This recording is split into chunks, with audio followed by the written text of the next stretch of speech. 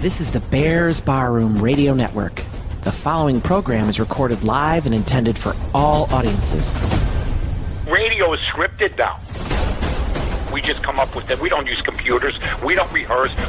We're going to talk about this next. We're going to talk about them. We're going to talk about the Bulls. And then we're going to have Brad Bixon. And then we're going to have all this. No. If you don't know what you're going to talk about in the top of your head before a show, you shouldn't be in the business. I don't know what you got. I feel like Vince Vaughn in a couple's retreat. The Sharks are circling. Old school, baby. You're listening to the Mike North Advantage, and it begins right now.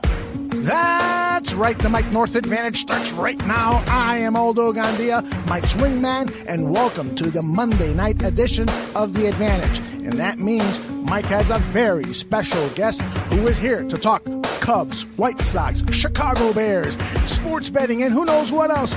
Mark Potash of the Chicago Sun-Times. Let me turn it over to the one and only Mike North. How are you, my friend?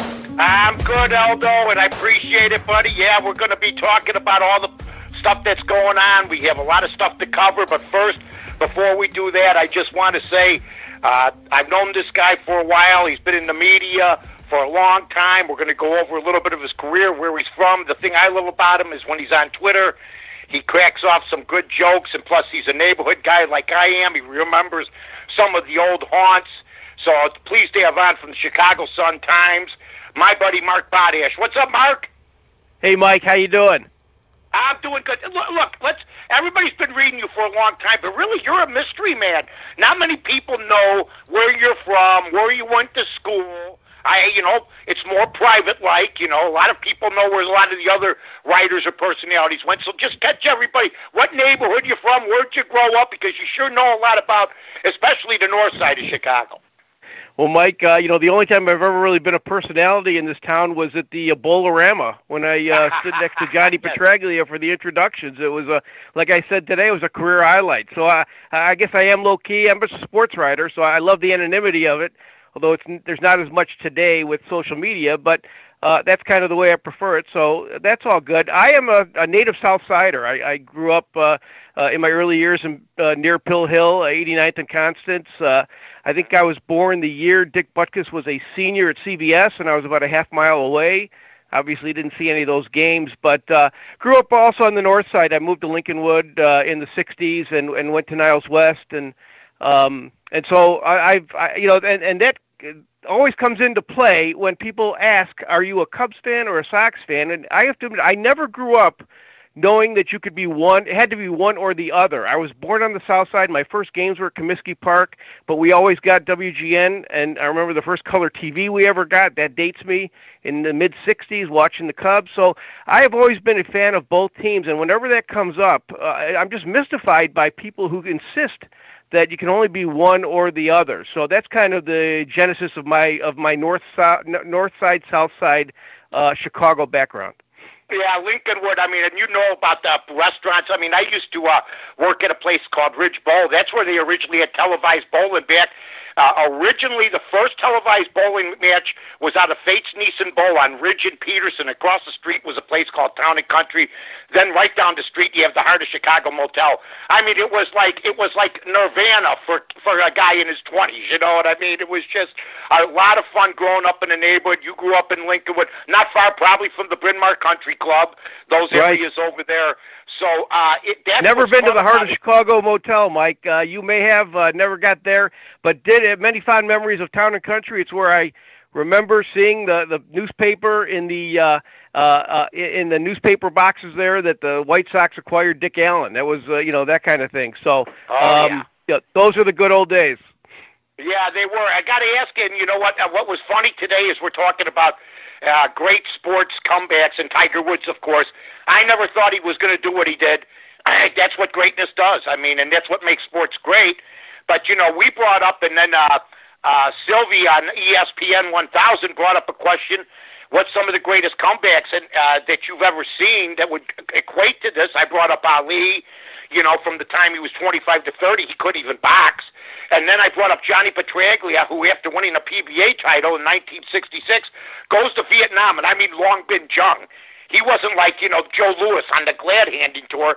He was actually in the trenches, and he comes back and wins 5 bowling events in 1971. And then you come up with Earl Anthony. The man had a heart attack, and what does he do the next year? He came back. He participated in the tour the same year, actually, in '78. But he 3 years later, he not only won an event, he won a major. He won 4 events, and he won his 6th PBA Player of the Year award. So that to me is one of the all-time great comebacks. But I got to say, with what Tiger Woods did, all things considered, if that isn't at the top, it's got to be 1, 2, 1A or something. That was just a phenomenal. A phenomenal performance by Tiger Woods, and a great thing. It's to me a great thing how maybe I'm wrong, but he seems to have totally repaired his image, and I think that was very evident by just how much you saw him, like yesterday with his family, how happy his colleagues were, his competitors, everybody around him. He really has done a great job. All things, he's been through a little bit of rough times, personally and physically, some of it self-inflicted, and he really has repaired his image based on the response and just the sheer happiness, the sheer joy, people saying that they were brought to tears by this accomplishment. So I thought that was kind of significant. Yeah, I agree, but the thing that gets me about Ali, Tiger had everybody behind him. It seemed like everybody was rooting for him. And people wanted to see him, right? Absolutely. Quiet. Yeah, Ali didn't. Ali had over half the country that hated him. Had no chance to get a boxing license at the ages of 25, 26, 27, 28, 29. Told the American government to shove it. In the meantime, guys are being killed. Then he gets that shot at Oscar Bonavena. Finally gets a chance to fight, and then we know the rest is history. Another guy, Ben Hogan. Folks, read about him. He got in a head-on collision with his wife. He was almost paralyzed. He could barely walk, and then a year or two later, he goes and wins the U.S. Open. So there's a lot of great stories. But, yeah, Tiger Woods, from that picture, that mugshot that he took, Mark, when he was on the drugs and everything else, stopped with the DUI, I can't believe the difference. Can you? But that's what he got himself together. And something, like, it's good to know in this era where there's so much sensitivity and, like, it's one strike and you're out for a lot of athletes that they're never going to give you the time of day if you have one mark against you. In this era, for him to kind of recover like that, I think that's pretty significant. I don't think that happens. I don't think that happens all the time. And I think in this era, I think that's, like I said, a great accomplishment. One of the things I've always liked about, just I think all of us have about sports, especially from an individual standpoint, is not just excellence but dominance. And Tiger was dominant in an era ago, and he's not that same guy. This was not that kind of Tiger, winning by a dozen strokes or whatever. But just to see him reach this level again on that stage at that moment, in a major like that, I think was just uplifting for everybody. And I think the one thing you hear, I don't know, you tell me how you feel about this, but most people I think are in agreement that whether he gets 18 or 19 or whatever, major titles is not nearly as big a deal as it was 5 years ago. They're just glad he's had this moment. I thought that was a big part of it too. I think, though, he can still try to do it. I think he can. He's been so close, but I think a lot of people, the golf guys, have said that everything was right for him at the Masters, and he has a couple upcoming events. He will have things going his way. Also, he'll have a shot. But I don't think there's that expectation where those first few years that he was down, it was like, wow, what happened? It's good. It was a disappointment. Now I don't think it is, but I do agree. Yeah, he's got a shot at it, but I just don't think he has to do it, or I don't think it'll be a negative or a mark against him if he doesn't. No doubt. I mean, yesterday was just a phenomenal day. Let's talk about your Chicago Blackhawks because, first of all, you've covered almost every team in town, if I'm not mistaken. But you've covered the Bulls. You've covered a lot of teams. You covered the Blackhawks. They got back on their feet near the end. I thought the way that they handled it was poorly. If they were going to do it, I thought maybe do it beforehand. I happen to think that Florida's got a great head coach in Joe Quenneville now. I don't wish the new guy any ill will. I want to see the Blackhawks win. They're excited about their third pick. Tell me a little bit how you saw it this year, Mark. Well, it was an interesting season in that for them to make the change they did and not make the playoffs, I think was a failure. And I think it's a valid criticism that if they really could have or should have made this change, if they would have made this change in the off season, they would not have had what went wrong with the Hawks was not so much that Colleton couldn't get the job done, that they didn't need change from Joel. I mean, these things happen. It was that there was a huge adjustment, a much bigger transition than even I think Stan Bowman thought. I can't remember what it was. Their record was like 4-14-3 or something in the first 20 games or whatever of the Colleton era, and that's really what cost them the playoffs. They got back on their feet. So people, I think it's a valid criticism that they should have made this move. They could have or should have made this move in the off season. Then you don't have that transition. Then you make the playoffs. The veterans buy in. I think that took a while. But on the other hand, I think it's also valid to say Joel Quenneville, after 3 cups, earned at least another shot to try and get things right this year. And you really can't blame them for not making that move. But as it turned out, making the move when they did kind of cost them a playoff spot this year. On the other hand, they at least got their feet back on the ground, and I think they are more likely headed at this point. The arrow is pointing more towards them being like the Bruins, who had a couple of non-playoff years and kind of recovered, than the Kings, who are clearly rebuilding and look like they're quite a ways from actually becoming a contender again. So we'll see what happens. It's so hard to tell when that core is aging that where it's going to go. But at least this year they got their feet back on the ground. I think they have a chance to be with a good draft pick and some other development from some defensemen that they have below the Blackhawks level, the NHL level. I think they have a shot at least, getting to where they becoming a contender again and winning it. Let's put it this way: winning another cup with Kane and Taves. I think that's a legitimate goal for this team right now. You looked at Quenneville. I liked him. I wish he was still with them, but we'll see what happens. I thought they were going to go on a 20-year type of deal where they'd be pertinent almost every year, like with the Red Wings. The Red Wings, with Bowman and others, Hitchcock, seemed to keep it together. What happened here? And I got to throw in Jonathan Taves, not this year, but the year before, having a down year. When you're the captain, it starts to permeate maybe. Maybe things were getting stale. I like how they bounced back a little. Kane is a stud. But what happened where they couldn't keep it going? Because I had them pegged to win 5-10. Instead, they've won 3-10. They could have maxed out, Mike. They could have maxed out and won maybe another 1 or 2. Obviously, 14 against the Kings. If they just would have won Game 7, they would have won that cup. But would they have won the next year? Back then, when you won the cup, it took a lot out of you, and you didn't come back. I mean, you don't know. But the overall, the bigger point is, it's just so hard in the salary cap era to maintain that kind of Red Wings success. Even the Red Wings died out. I mean, so you just can't do it. The salary cap is too strict. There are no loopholes in it. There are no Larry Bird exceptions. There's no way to fight it. And the Penguins were lucky. They had their down years when Malkin and Crosby were very young, so that when they recovered, Malkin and Crosby were still in their prime and could carry them to 2 more cups. The Hawks have had their lull at a different stage for Kane and Taves, and now Hosa's gone, Sharp's gone. The dynamic was just not there. It's just, to me, it's just so much tougher in the salary cap era to maintain things. You basically have to take a couple steps back and then just and kind of regenerate. And the Bruins have done that. Pittsburgh did it, and I think the Hawks have a shot to do it. I can't say for sure they're going to do it, but I think they have a shot. But to the overall, the bigger point is the reason why they're not the Red Wings is because the salary cap. You just can't. You just got to pay guys. You pay too much of a price, and it's just too hard to replenish talent in this day and age. You and I have an affinity to Dick Allen. I think single-handedly the best one-season baseball year I've ever seen any guy have. He carried that team, pitchers like Stan Bonson and guys like that. He carried that team on his back, 37 homers, over 100 ribbies, 300. The man was so big. His arms were so big, he was ashamed of them. He actually wore long sleeves even in 90-degree weather. Just a legend. Where do you put him? I put, like we were talking about Mark Aguirre earlier on Twitter, I have Mark Aguirre for that 1 year.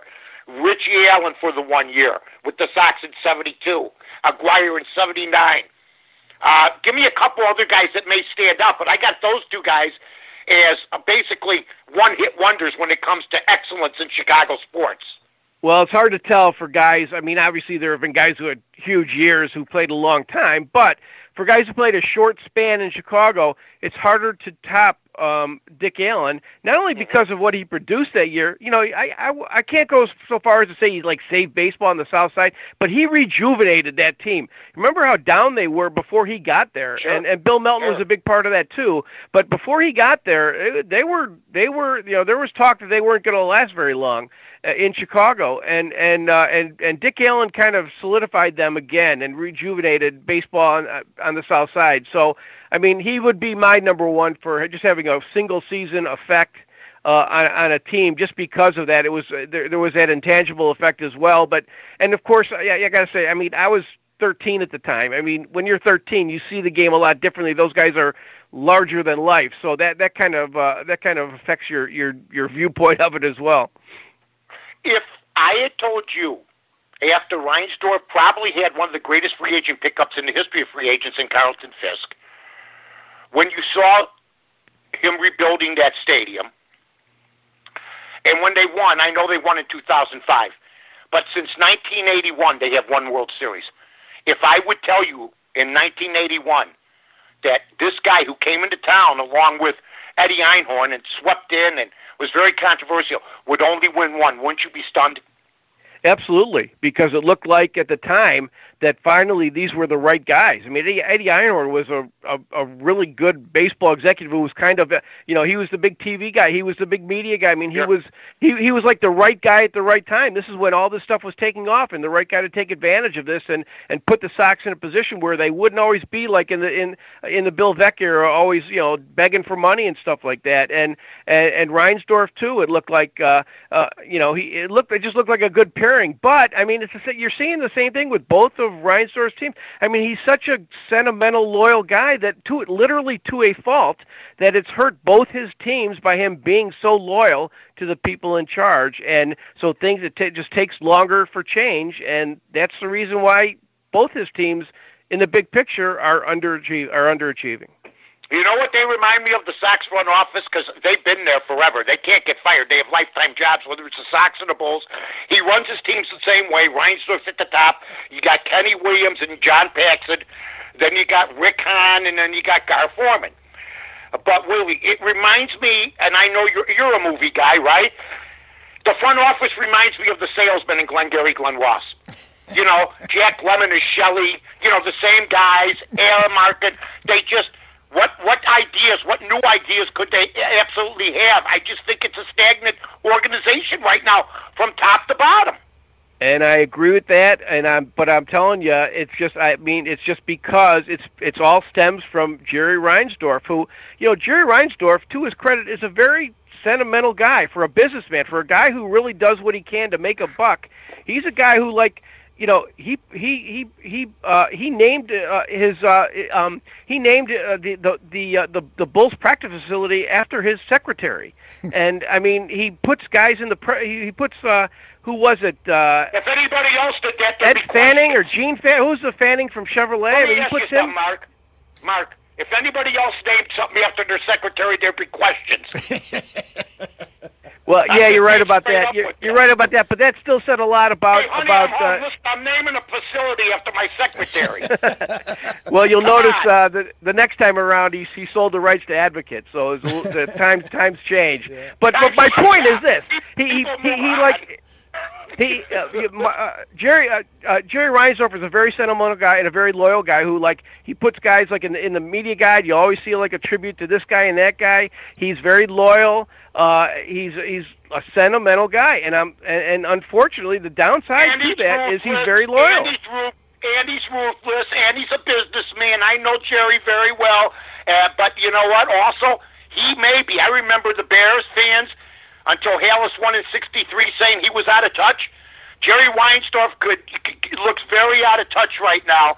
Sort of like, you know, I guess it just happens. But when you're a billionaire, sure, you know, it's not a real estate office. I mean, the fans want to see it win. We have seen that team go from a ball club that in the 50s, 60s, and 70s owned this town would draw 50,000 for a doubleheader, 45,000 on a Saturday. They don't draw that in a week. So, it just seems like they've lost touch with the fan base. And when you have the same people there and they know they're not going anywhere, you start ignoring the fans. You can bring in all the craft beers you want. You can bring all the helmet nachos you want. People aren't getting in their car to drive an hour and a half from Lincolnwood to be treated like I've heard a lot of fans feel. So I don't know what the answer is. Maybe the ballpark. He didn't want that ballpark there to begin with, and I don't like the tax deal. You know what I'd love to see you do, Mark?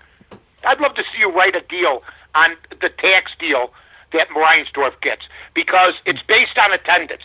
Well, if they don't have a certain amount of attendance, they get a break. So what's the incentive to draw over $2 million? Right. I'd like to see him get it on wins. But, Mike, that kind of answers your original question, is that Jerry Reinsdorf is such a good businessman. He's made such good deals.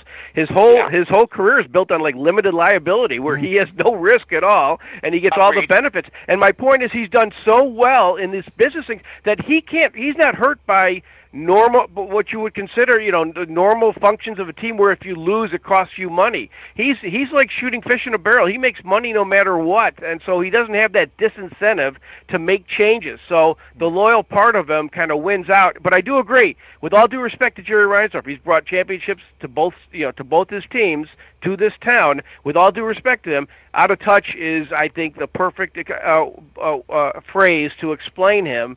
To explain his standing right now in Chicago sports, with like I said, with no disrespect, but that is the reality. I got to tell you, man, I got a gig at ESPN 1000, and I've been on Bears Barroom, but one of the reasons I got that gig is because of you and because of the Sun Times, and you kept in touch with me. You asked me every year, even when I wasn't active. You asked me every year, hey, you want to be in? I go, yeah. And then this year I said, I'm really going to put it down. We had a great time. We had great fun. I think you had your way. And, and Sylvie for the last couple of years. I finally got one this year. But I went on that historic 5-week run, and that's when ESPN took notice. So I've never thanked you profusely and publicly before, but I do appreciate all the times that you stuck with me because, my brother told me today, he said, besides Tiger Woods winning the Masters, the other thing I thought would never happen would be you working at ESPN. So, a lot of people are saying that. Yeah, so I appreciate it, Mark. I really, really do. And we've had a good time, and I hope I'm back next year. I'm putting in my number now, but if you wanted to go somewhere else or with somebody else, I could understand it. But I am the defending champ. Oh, yeah, no, Mike, we're up for this year, and let me tell you, it is literally my pleasure. I could not have been happier to have you. Remember, you replaced Doug Buffone, who was one of the most honored member of that panel in the history of that panel, and took it more seriously than anybody who's ever been on it, and was just a friend to all of us, and one of the best Chicago athletes, people ever. And so it was very important. I'll say it was very important to have somebody who could kind of fill those shoes, and you were like the perfect guy to do that, and you have. So really, thank you for doing that because that kind of made it. So good for you that you parlayed that into something else. And thank Chris DeLuca and everybody at the Sun Times. The Sun Times goes through its ups and downs, but the paper's absolutely a must read for me. I mean, I grew up. I've been on the front page. I've been on the back page. I delivered the son of a gun when I was 14 years old. So it's. I hope that we've always got a 2-newspaper town. Before we let you go, we always go to Aldo. Aldo has a couple questions in the chat board. Aldo? Mark and Mike, both of you guys, listen to you is so much fun. Mark, I got 3 questions. Number one, regarding betting on the Sun Times, Mike got off to an 18-1-1 start, if I remember correctly. And then on the Mike North Advantage here on this show, every week we would talk about the standings and looking at the Sun Times and seeing your picks and seeing Mike's picks because you guys ended up being really, really close there at the end. Yep.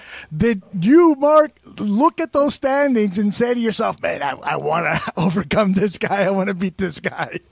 Oh, yeah. I don't, it's not quite as competitive for me. My interest, because I kind of run the thing, is for all of us to be over 500. Mm-hmm. And so I root for that, I have to admit, more than anything else. I am not a handicapper. I just do it literally for entertainment. for entertainment purposes only. So to me, my whole thing is, I think how many of our years I've been doing it, 13 or 14. I've only had 1 or 2 years under 500, and so my goal, even though 500 is not winning money, nobody bets every NFL game on and picks every NFL game on Thursday anyway. Right. It's always my goal to finish over 500, so I think I did that again this year. I did not beat Mike, but I was more than happy to lose because I lost to one of the best, and so as long as you wouldn't go away. You wouldn't go away, Aldo. Every week I go, this guy, I'm 2-2, he's 3-1. I'm 3-1, he's 4-0. He won't go away. You really came on like gangbusters. Yeah, we had a great year. You know, it's interesting. I know you don't want to belabor this too much, but a few years ago, after I think one of my, a few years that I really had a tough year, I just started almost just betting against intuition, and just because sometimes you just think teams are better than they are and whatever. So if I thought, a certain game, yes, Pittsburgh for sure over Buffalo, I would bet Buffalo, and for a few years that was working, and then this year, the last few years, it has not. So it's been a real struggle to, as Mike knows, just pick, when you're picking every game, it's so hard. It's so hard to do. But anyway, there's just, I guess my point is, I think after doing it for so many years, you kind of you find a little bit of a rhythm. That's why I like betting baseball more. Most people like to bet football. I like betting baseball because the season's so long. There's an ebb and flow to it, and you can kind of pick your spots and figure out what's going on. And I guess over the years with the NFL, picking them for games for 15 years, you kind of figure it out. So even though I had a slow start, I still picked up at the end. Not that I'm Mr. Handicapper, but that is the reason why I think I did well at the end and made it kind of close. But it's always fun to do. It's the most popular thing. There was one. Let me tell you this story. There was one year when Robin Ventura was named the White Sox manager on a last-minute deal, and they cut the cheat sheet. This is whatever year that was, and we got more response from readers on that than anything I had ever done for the paper, except like the Public League top 100 of all time or something. It was a cheat sheet not being there that got the most response. That was a great indication of how much interest there is in that, and I think we were a little bit ahead of the curve on the whole gambling thing. And with Mike to thank, we've kind of really rode that wave, and it's become a real thing now, which I'm really happy about. Well, it's fun to follow you guys, and I know it's 48 hours before kickoff when people are reading this, but it kind of jumpstarts the whole mentality about, okay, who am I going to look at for this weekend and place a bet and so forth. So it's a really, really fun piece, and let's hope it continues for many more years. Also, I wanted to ask you, Mark, regarding the Chicago Bears NFL schedule for 2019. On Thursday, they're going to release the dates of the games, but we know already that the Bears at home will be playing the Cowboys, the Giants, the Chiefs, the Chargers, and away they'll be at Philadelphia with the Redskins, at Denver, at Oakland. This schedule looks like it could be quite competitive for these Chicago Bears. What are your thoughts about, I know it's early to start issuing predictions, but just based on the schedule, how concerned are you that this team could return to the playoffs? Well, there's always, whenever you have a team like the Bears, like do what they did last year, there's always two factors that make a big difference the next year. One is injuries, two is the schedule. Both of them are huge red flags coming. It's almost impossible that they will be as healthy as they were last year. And the first place schedule could make a difference. There's only one kind of caveat with this. Sometimes the first place schedule can turn into a last place schedule because there's so much volatility in the NFL. It doesn't look like it will, but I remember there were a few years ago when I was covering the Bears where it looked like they had on paper one of the toughest schedules in the NFL, or one of the easiest schedules in the NFL, and they ended up with one of the toughest because there were so many worst to first teams. So yes, that is definitely a factor. But there's another thing to consider. This Bears team is also getting better. The competition will get better. Their schedule will get tougher, but they're in a spot where if they do stay healthy, they're going to get better. So my point is, if things still work out, if they stay reasonably healthy, they should be able to handle the tougher schedule. And I think at this point, I think they look like maybe like a 10-6 team that squeaks into the playoffs rather than a team that like wins the division going away 12-4. But there's a lot of things that can happen between now and then. I got one last question if you've got time, and sure. It relates back to the Tiger Woods situation. You mentioned early in the show that you think that Tiger has done a great job of rehabilitating his image. And I agree with that. But yesterday on Twitter, I noticed that Sarah Spain from ESPN tweeted out a few things that she was still uncomfortable with Tiger's past. And today she writes a column, and in the middle of it, she writes, "I've struggled to separate my feelings about Tiger the man from my feelings about Tiger the golfer. Plenty of professional athletes cheat on their wives, but rarely do we have the intimate details of the ways in which that marital trust is broken." And basically the thrust of her article is that she doesn't bemoan about Tiger Woods getting back to the top of the world of golf or anything. It's just that it's very difficult for her to get super excited about his accomplishment because it still kind of hurts her the way that he treated his loved ones. Any thoughts about that? And for fans who, sometimes disregard a athlete's personal life, or fans who focus too much on a athlete's personal life?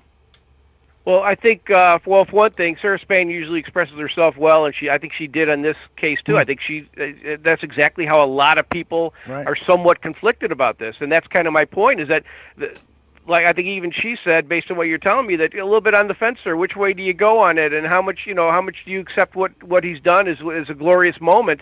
And I think many more people than not, have chosen. They don't. It's not like it's erased. It's not like his transgressions never happened. But I think all in all, they've given him. He's regained the benefit of the doubt. As far as the bigger picture, that's a difficult thing. To kind of deal with. It's just in general because great point. Wait a minute. He took a beating. Mm-hmm. I mean, I don't want to get anybody the wrong impression here. For about 4 or 5 years, here's one thing: when pro athletes or anybody cheats, it ain't front page. And then once it was found out how it all happened, he did take a beating, and I think he paid an ultimate price. And there was a chance. He did pay the price, and I think that's kind of a good question today with all these transgressions: is how much of a price is full payment for these transgressions? There's a huge segment of people out there who feel like one strike and you're out, and people don't regain the benefit of the doubt, and I think he has. So I agree with people who are conflicted about this. I think a lot of people feel kind of that way, that it still doesn't. He's still not the greatest guy in the world probably, but he's on a sporting level. I'm glad he's Tiger Woods, and I'll tell you what, to Mark, me that's fair. Great to talk to you, buddy. Great to have you on finally. I knew we were going to have you on about 2-3 weeks ago. You had the Hawks thing going on still. Boy, that's got to be exciting, a Monday night game in Winnipeg. But I appreciate those are always exciting. I appreciate you joining us, buddy. Absolutely. Great stuff. Mike, thanks for having me on your show. Always enjoy it, and I appreciate you thinking of me very much. All right, buddy. Great. Take care. That's Mark Potash. Okay, talk to you guys later. Goodbye. Good night, buddy.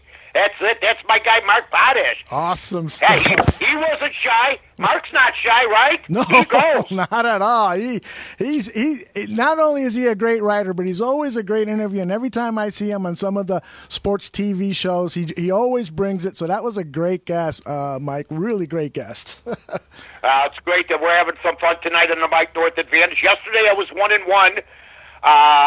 I gave us the Mets. They end up winning that game outright again. I mean, the Braves. They end up winning that game outright against the Mets with Jason DeGrom going down, and then I had the Pistons, and I didn't know Blake Griffin wasn't going to play, and neither did anybody else till late. So we go 1-1. We're 13-7 all around. So I can't complain about anything. The snow was crazy. Watched the Masters.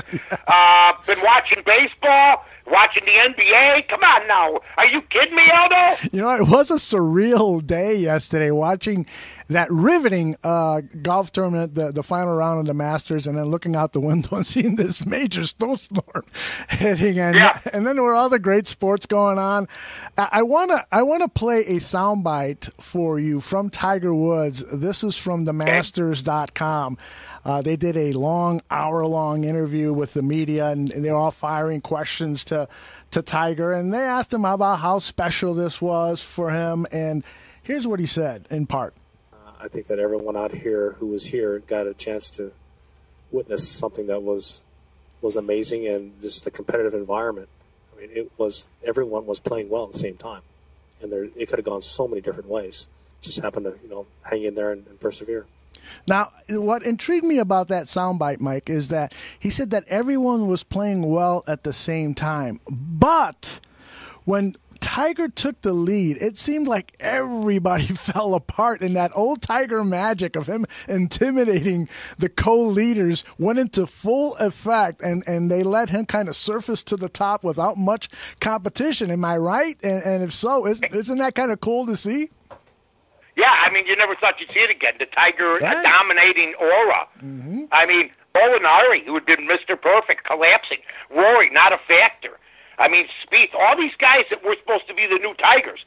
Well, there's an old Tiger that hasn't gone away. There is no new Tiger. Spieth looked like the guy. Rory's looked like the guy. Yeah. And then you watch them, and they're not close to being the guy. And I think Tiger Woods proved to a lot of people that you can't overcome. And I do agree with Sarah Spain that there's always going to be people that are conflicted. Mm-hmm. Always with Tiger. Mm-hmm. That goes with the territory. I understand that. And I understand exactly where her feelings are coming from. But I also want people to know Tiger did a lot of this to himself. Mm-hmm. But also, he paid a heavy price. He did. And Nike is the sponsor in a day and age where sponsors got rid of them. Mm-hmm. Even Tiger Woods, Nike stuck with them. Right. And Phil Knight reportedly said at the time, he's Tiger Woods. He'll come back someday, no matter how low he is. He'll make a comeback and win and win again. Yep. And everybody looked at him like he was nuts, and he wasn't. Right. I'm of the opinion, though, that we shouldn't be quick to make judgment on players who have personal life issues because we don't know all of the facts. And I'll give you an example. Agreed. With Tiger, it seemed to me, and I'm not saying this is a complete fact, it just seems to me that his personal life started going downhill when he lost his biggest mentor, Earl Woods, his father. And perhaps his behavior was motivated by the fact that he had this tremendous loss in his life, and he was trying to, fill this void by having these marital indiscretions. Maybe that's the case. And so for anyone to kind of still say, I have a hard time rooting for Tiger because of that, well, maybe, there's something more to it that we don't know. But, he was a grown man, though. He wasn't like 18, 19. That's true. I understand what you're telling me, and I get it. Believe me, I get it. And he's under heavy scrutiny. But to say that your dad died and you're in your 30s and now you're going to start sleeping around because of it, I mean, I don't know. Look, to me, I never thought the guy should have ever gotten married. Yeah. You know what I mean? Yeah. I mean, there's a lot of guys. Derek Jeter, always to me, was the perfect guy. Mm-hmm. Never got married. Mm-hmm. Ends his baseball career, he gets married. Yes. He had it timed like a lot of other guys. He fell in love with the girl. Yeah. It didn't work out. You're right, it was well publicized. But I'm not going to go with Daddy died, so, it's time to sleep with everybody from the pancake house to the modeling agency, You're so right about that. All right. I'm just being honest. Let's talk a little Chicago Cubs. As we speak right now here on Monday night at 7:36 p.m., they have a 1-run lead over the Miami Marlins, 3-2. And I couldn't help but think, as I saw this, the game called yesterday against the Angels at Wrigley Field, I couldn't help but think maybe this is a good thing for this Cubs team. Maybe they need a day off. Maybe going down to that warm weather down in Miami can help them. Now, they are by far still haven't won this game, and we'll see how the bullpen holds up because I'm sure the bullpen's going to have a role in this game. But do you think that the Cubs potentially just need, something special, a kick in the butt, playing in warm weather, a snow out of a home game to get this team going, or do you think that we're going to face a team that's just going to be up and down all season? I'm hoping it's not going to be up and down all season. But for instance, I mean, they're managed. I mean, Joe Madden gave Chris Bryant Saturday off. He said it was pre-planned, like they're in kindergarten. It's time for your nap. 3 days before. Well, they didn't have a game Sunday, and they needed Chris Bryant Saturday, and they lost. It's time for Joe Madden to quit worrying about bennies and the money. Everybody talks about him being hip and cool. Here, you're making $5 million, dude. Get your team together. And you know what? If you want to rest a player, rest him on a Sunday. Chris Bryant got 2 days off in a row in April. Nonsense. Right. Start playing to win. Right. Start playing hard. And it is right. Look, Darvish is playing in Miami tonight. You're not going to tell me it's not a good thing. Believe me, after he had to pitch in that 30-degree weather. So it's 3-2. He's been walking a couple guys. I've been gazing at the TV. Top of the fifth. It's anybody's ball game, but at least he's in the fifth inning. There is some progress being made. Yeah, he's got 3 walks. I'm looking at the box score now, and he's got 61 pitches thrown in 4 full innings. So, yeah, that's part of the problem I think that's going on with baseball and people going to the bullpen. There's just a lot of pitches being thrown by pitchers. It's usually in the 6th, 7th inning, pitchers are already up to 100.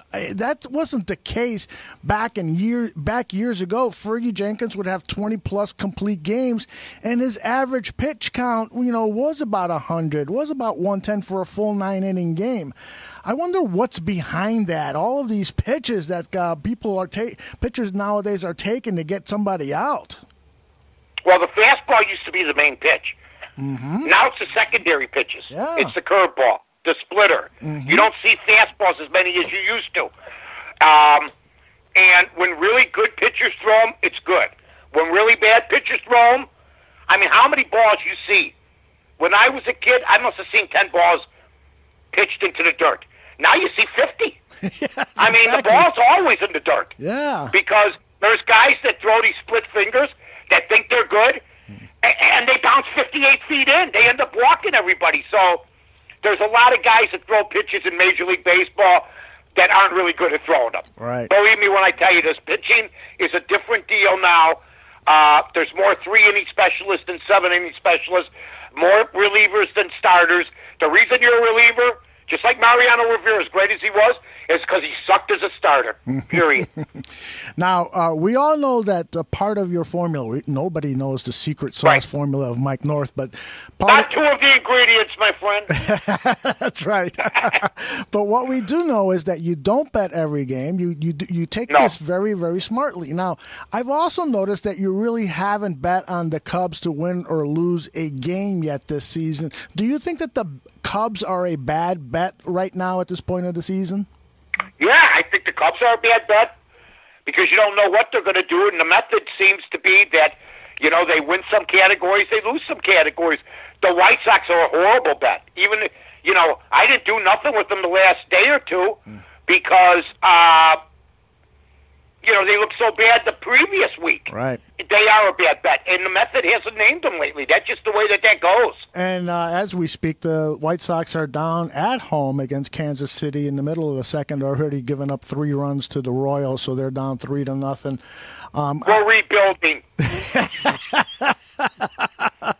Reinsdorf's going to be 100. It's going to look like a skeleton. We're rebuilding.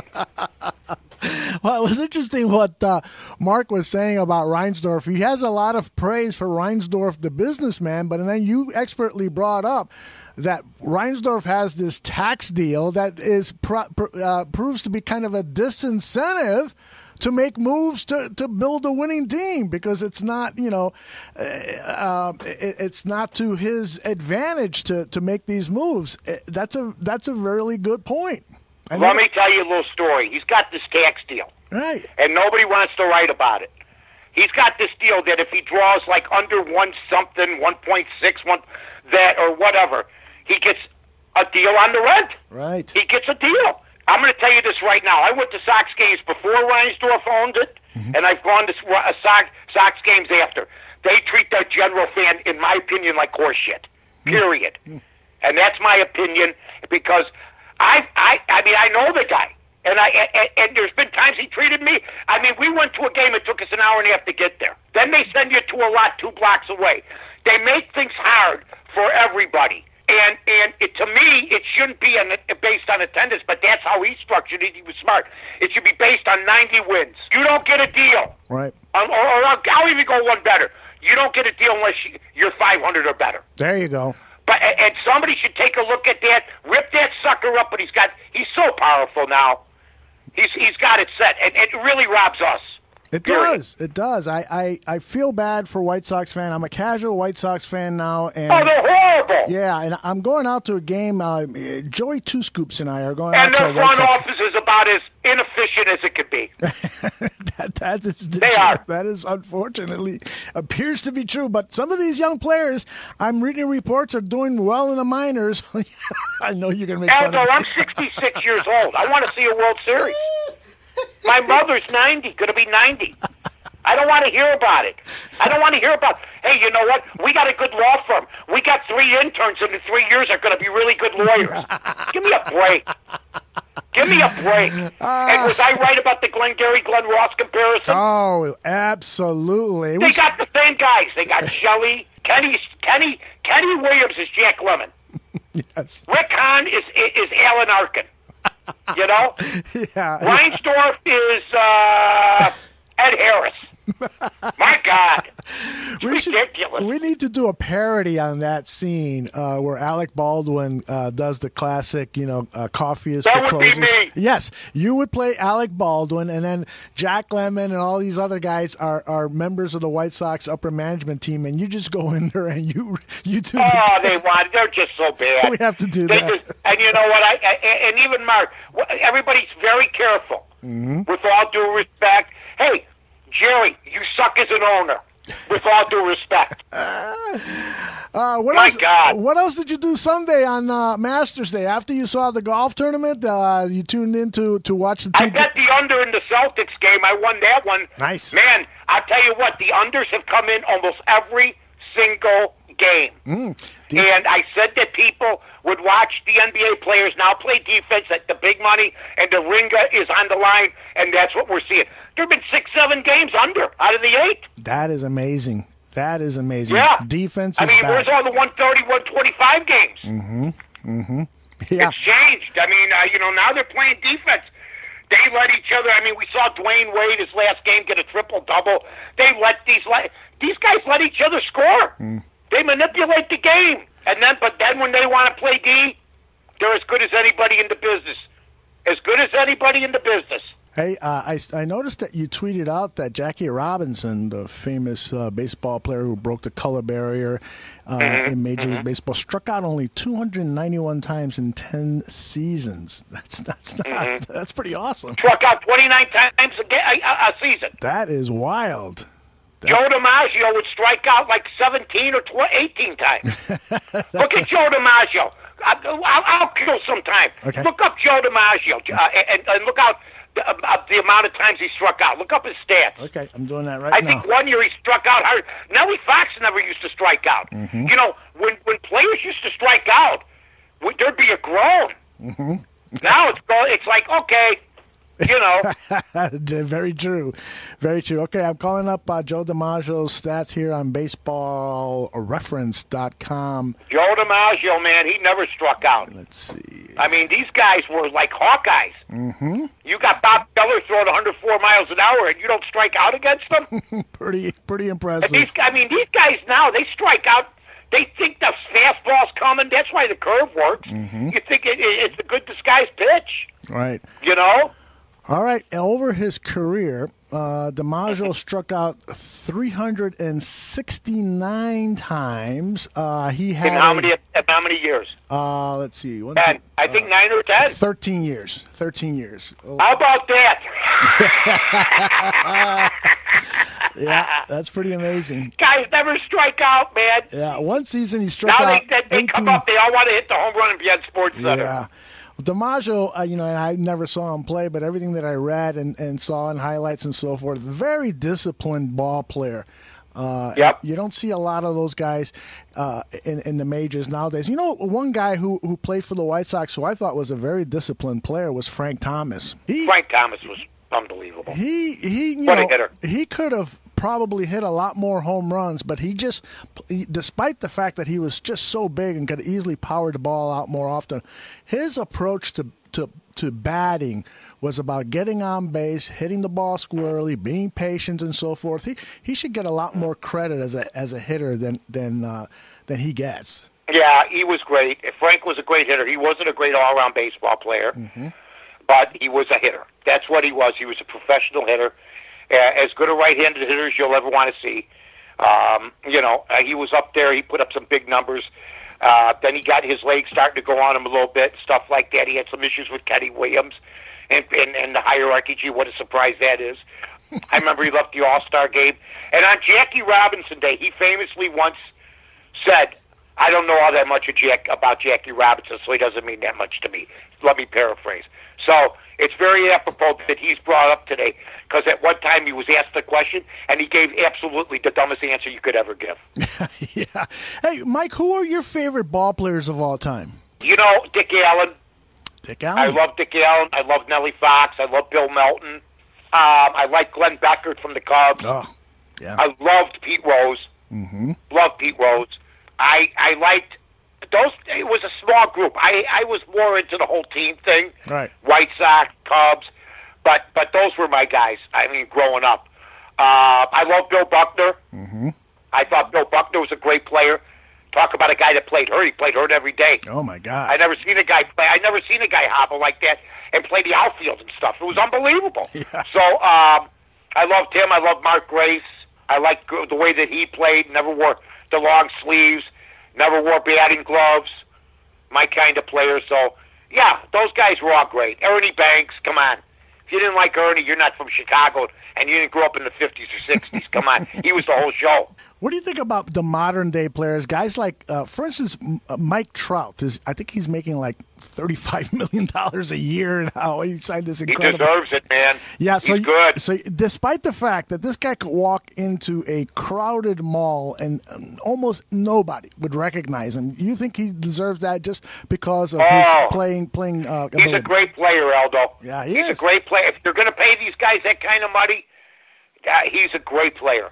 And I would recognize him. I know what you're saying, though.